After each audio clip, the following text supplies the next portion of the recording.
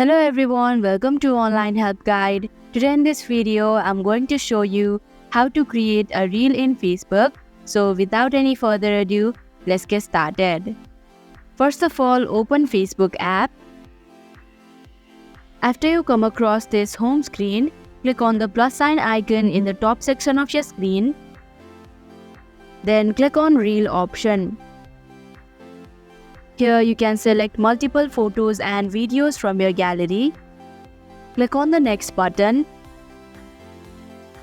Before posting, you can edit the reel by using the options available in the right hand side of the screen, like adding sound, text, and so on.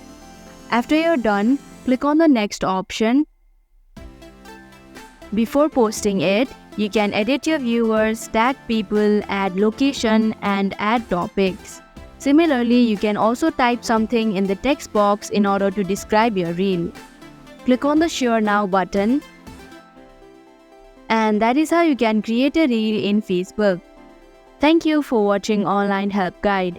Hope this video was helpful. If it was, hit the like button and comment down if you have any questions or feedback. Also, if you are new to our channel, subscribe and hit the bell icon so that you don't miss our upcoming videos.